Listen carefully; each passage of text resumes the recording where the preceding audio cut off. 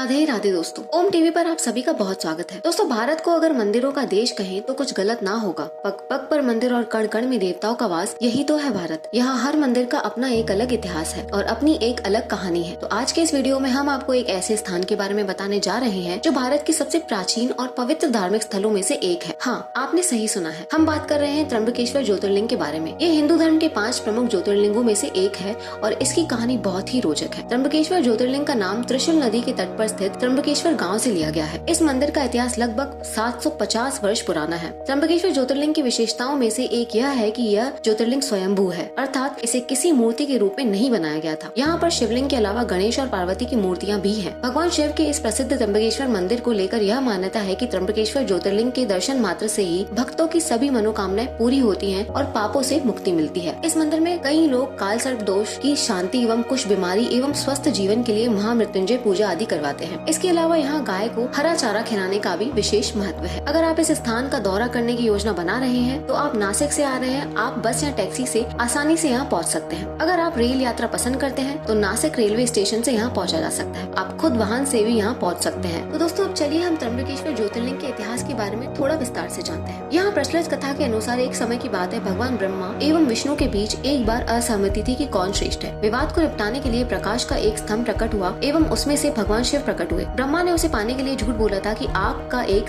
अनंत स्तंभ था जहाँ शिव दूसरी तरफ इंतजार कर रहे थे। ब्रह्मा के झूठ को समझने पर शिव ने ब्रह्मा को कभी भी पूजा या श्रद्धेय नहीं होने का श्राप दिया था। कहा जाता है कि प्रकाश का यह स्तंभ ज्योतिर्लिंग था तथा माना जाता है कि मंदिर का निर्माण पांडवों ने कुरुक्षेत्र युद्ध के दौरान किया था। बाद में पूरे इतिहास में विभिन्न शासकों एवं राजवंशों द्वारा मंदिर का विस्तार और जीर्णोद्धार किया गया। इस तरह भगवान शिव के इस मंदिर का एक ऐतिहासिक वर्तमान है जो धर्म एवं अनुष्ठान के लिए एक महत्वपूर्ण स्थान है। इसे न केवल हिंदुओं बल्कि सभी धर्मों के लोगों द्वारा भी सम्मान की दृष्टि से देखा जाता है। एक प्रचलित कहानी के मुताबिक जब त्र्यंबकेश्वर क्षेत्र के ब्रह्मागिरी पर्वत में ऋषि गौतम और उनकी पत्नी अहल्या रहते थे और तपस्या करते थे। ऋषि गौतम एक प्रसिद्ध हिंदू ऋषि थे जो ऋषि और तपस्वी के रूप में जाने जाते थे। उनके जीवन का एक महत्वपूर्ण घटना उनके शिष्यों द्वारा गौहत्या का आरोप लगाने के बाद हुई थी, जो उनके जीवन के महत्वपूर्ण पड़ाव थे। गौतम ऋषि का जन्म अयोध्या में हुआ था और उन्होंने अपने जीवन का अधिकांश समय उत्तर प्रदेश के सांस्कृतिक और धार्मिक केंद्रों में बिताया। यहाँ प्रचलित कथा के अनुसार प्राचीन समय में ब्रह्मागिरी पर्वत पर देवी अहल्या के प्रति ऋषि गौतम रहते थे और तपस्या करते थे। क्षेत्र में कई ऐसे ऋषि थे जो गौतम ऋषि से ईर्ष्या करते थे और उन्हें नीचा दिखाने की कोशिश करते थे। एक बार सभी ऋषियों ने गौतम ऋषि पर गौहत्या का आरोप लगा दिया। सभी ने कहा कि इस हत्या के पाप की प्रायश्चित में देवी गंगा को यहाँ लेकर आना होगा। तब गौतम ऋषि ने शिवलिंग की स्थापना करके पूजा शुरू कर दी। ऋषि की भक्ति से प्रसन्न होकर शिवजी और माता पार्वती वहाँ प्रकट हुए। भगवान ने वरदान मांगने को कहा। तब ऋषि गौतम ने शिवजी से देवी गंगा को उस स्थान पर भेजने का वरदान मांगा। देवी गंगा ने कहा कि यदि शिवजी भी इस स्थान पर रहेंगे तभी वह भी यहाँ रहेंगी। जिसके बाद देवी गंगा के कहने पर शिवजी त्र्यंबकेश्वर ज्योतिर्लिंग के रूप में वहीं वास करने को तैयार हो गए और इस तरह त्र्यंबकेश्वर ज्योतिर्लिंग यहाँ खुद प्रकट हुए और गंगा नदी गौतमी के रूप में यहाँ से बहने लगी। आपको बता दें कि गौतमी नदी को गोदावरी के नाम से भी जाना जाता है। इस कथा में हमें एक महत्वपूर्ण संदेश मिलता है कि सत्य और न्याय का पालन हमेशा करना चाहिए। गौतम ऋषि ने सच्चाई को स्थापित करने के लिए अपनी भक्ति और आस्था से काम किया था। उन्होंने संघर्षों के बावजूद सत्य के मार्ग पर अपना जीवन बिताया। हमें अपने विचारों और कर्मों को गौर से सोचना चाहिए। सच्चाई और न्याय का पालन हमारे जीवन में बहुत महत्वपूर्ण है, इसलिए हमें हमेशा सत्य के मार्ग पर चलने का प्रयास करना चाहिए। गौतम ऋषि के जीवन के इस महत्वपूर्ण पड़ाव का संबंध समाज में गायों के संरक्षण एवं संपदा के महत्व को बताता है। आज भी गाय समाज के लिए एक महत्वपूर्ण संपदा है जो हमें शांति और समृद्धि देती है। हमें अपनी संस्कृति और धर्म के साथ गाय की रक्षा करनी चाहिए। इन सभी घटनाओं के बाद 1790 ईस्वी में महाराष्ट्र के प्रसिद्ध शासक नाना साहेब पेशवा ने त्र्यंबकेश्वर ज्योतिर्लिंग मंदिर का निर्माण करवाया था। यह मंदिर भगवान भोले शंकर को समर्पित है और यह 3 ज्योतिर्लिंगों में से एक है। कुछ इतिहासकारों के मुताबिक त्र्यंबकेश्वर मंदिर को पेशवा ने एक शर्त के अनुसार बनवाया था। उन्होंने निर्माण की शर्त रखी थी कि जब तक यह मंदिर निर्माण न हो जाए तब तक पेशवा की सेना त्र्यंबके क्षेत्र में कोई युद्ध नहीं करेगी। त्र्यंबकेश्वर मंदिर में विराजित शिव की प्रतिमा को उन्होंने नासिक डायमंड से बनवाया था। हालांकि बाद में एंग्लो मराठा युद्ध के दौरान अंग्रेजों द्वारा इस डायमंड को लूट लिया गया था। इस मंदिर का निर्माण इतिहास का एक अहम कथन है जो महाराष्ट्र की संस्कृति और धर्म के इतिहास को आगे बढ़ाता है। आज भी त्र्यंबकेश्वर मंदिर लाखों भक्तों को आकर्षित करता है और अपनी सुंदरता और धार्मिक महत्व के लिए जाना जाता है। इस वीडियो को देखने के लिए धन्यवाद। हमें आशा है कि आपको यह वीडियो अच्छी लगी हो। अगर आपके पास कोई और सुझाव हो तो कृपया हमें कमेंट बॉक्स में जरूर बताएं। हम अगली वीडियो के लिए आपके सुझावों का स्वागत करते हैं। मिलते हैं नेक्स्ट वीडियो में। राधे राधे दोस्तों।